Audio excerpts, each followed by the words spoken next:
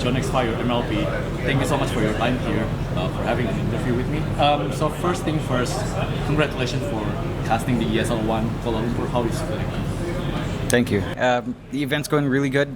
We had a really good time casting. It's always great to be down in Southeast Asia in KL. It's a great place to be in, and it's always nice to be together. Yeah, Malaysia's a beautiful country. Obviously, we really enjoy the food, which is nice. Everything's nice and cheap and delicious. And yeah, overall, the event's been brilliant. The crowd's been crazy, and that's what we love to hear. So, if I remember correctly, it's more than 5 years since you casting both of you together for the first time.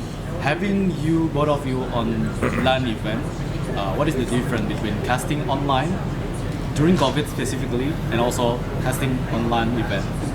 I think the main difference is because we're sitting next to each other, I can see when he wants to talk, he can see when I want to talk, so the chemistry just gets even better because we're actually in person. I think the casting dynamic does change a little bit because we tend to be a little bit less memey. We tend to be a little bit more serious and try to be a little bit more hype.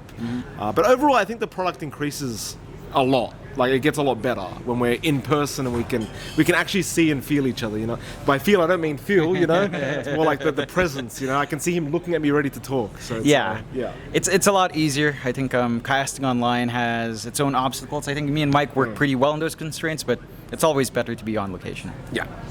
And also, you are not casting today's for the lower bracket final and final, but we saw that Azure somehow managed to beat Team Liquid by 2-1. What do you think about last series?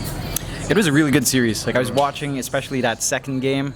That's the one I really paid attention to because I love the mid bounty hunter, and I love the ideas Azure was running. You know, it's like they always mention this in interviews. Like, XM is just this X factor to them with his hero pool, with what he has to play, like freaking Viper. He's a filthy Viper mid player. Yeah, I mean, I was expecting them to kind of lose against Liquid because Chinese teams tend to be a little bit more lackluster when a patch comes out, like mid-tournament. They tend not to be able to adapt as quick as, say, the Western teams from history. But Azure just proved me wrong, which is fantastic because, I'll be honest, I didn't want a Liquid versus GG finals again. I want something different, and we finally got it. You've mentioned about the patch. We got patch 735 mid-tournament, and also giving like very short notice to both of them, like Secret, Liquid, Tundra, and so on. What do you think about dropping patch in the middle of tournament, especially a big patch? It makes the tournament way more exciting. I think it spices it up. Of course, obviously for players, maybe it's not the best thing. But for us as talent, for us as viewers, it's pretty fun. Yeah, I think that's what's really important as well. I think half the pro players kind of agree that the viewers is what's most important, like keeping them happy and excited. So as much as it must suck for the teams to like have to try and adapt with 5 hours notice, I think it's great. I think it's really fun. That last patch, it was terrible. It was terrible. Nobody liked it. So I'm very happy. Yeah. And also, like, you know, the format of this tournament, specifically during the tiebreaker, is unique. ESL brought like 1v1 for the tiebreaker. What do you think about the format? I think that's the way to do it. You know what I mean? I appreciate people that think it should be 5v5, you know, normal best of 3 series, but I think the 1v1 tiebreakers is not only is it unique, they're the only tournament that does it, but it's very SEA, isn't it? Yeah. If you think back to Dota All-Stars, that's what we used to do. It was 1v1 SF, and the better team won, like the better player won. That's what I like, and maybe I'm a little bit biased because the SEA players tend to be better at 1v1s, but, you know, I love it. I think it's very hype. Yeah, I mean, ESL's been trying to change into the 1v1 mids for a while, and I think it's been a really good change that we're seeing it come across more and more, and I think I'd love to see more of it. I think when it comes down to like a best of 3, I think it also is a little bit of a drag in the players, right? Like a 1v1 just settles it, especially on non-elimination. I think it's very exciting, but even in elimination, there's an argument to be made for that, for your entire tournament lives to be online in 1v1. I remember some fans were complaining on Reddit about 1v1s, but it's like, that's only because your team lost. You know, if your team won, you wouldn't be complaining, so keep the 1v1s. I see. So, speaking of the DPC that already sunset after TI11, we also know that EPT have the timeline all the way till December 2024. Yeah. Assuming there would be more Taiwan tournament in 2024.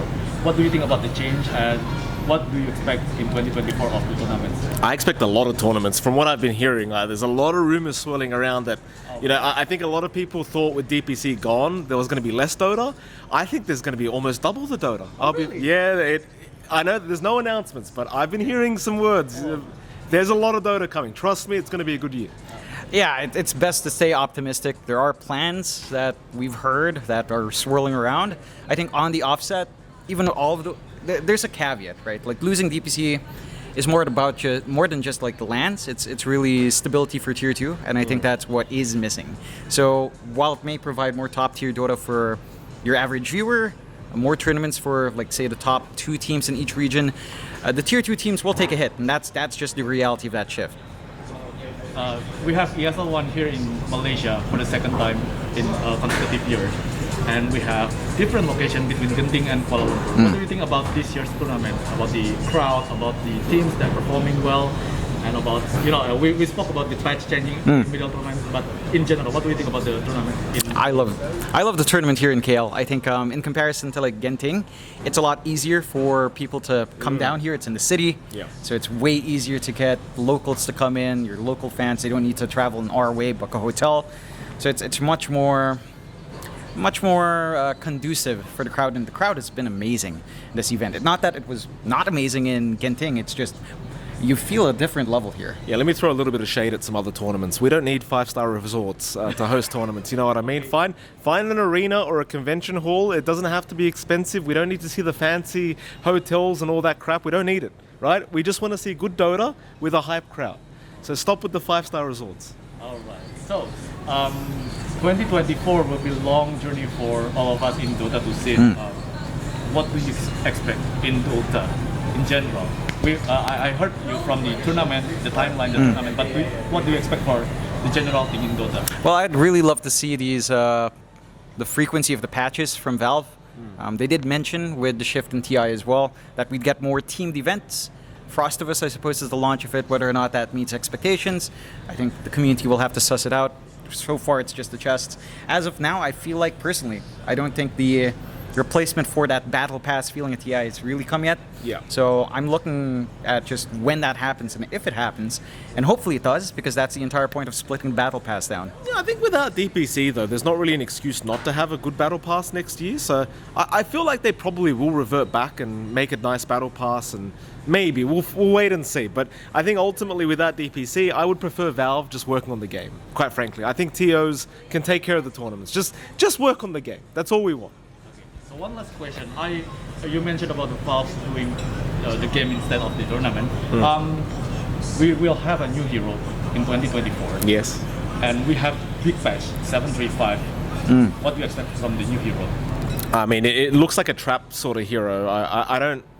For me, it reminds me of a support. I don't know. I see this hero, I feel like it's a support. It looks like it's got plenty of disables. It looks like it's very annoying. My kind of hero, very toxic is the way I want to put it. So I'm expecting some very fun things. Yeah, I think it could maybe work. I can see the concept working from the off lane as well, or a mid, because it looks like a very active sort of hero. So I don't think it's going to be hard stuck as a support. So it should be fun. I'm looking forward to it, because every time we get a new hero, it's been pretty busted. Mereka was the slowest one that people took a while to discover was really busted. Yeah. Like, it might be like Primal Beast levels of launch. Maybe not Monkey King. That's a little bit excessive. All right. It is a pleasure to talk with you, Mike. John, thank you so much. Thank you. Enjoy the grand final, and I hope you all the best in 2024. Thank you. Pleasure is Thank ours. you.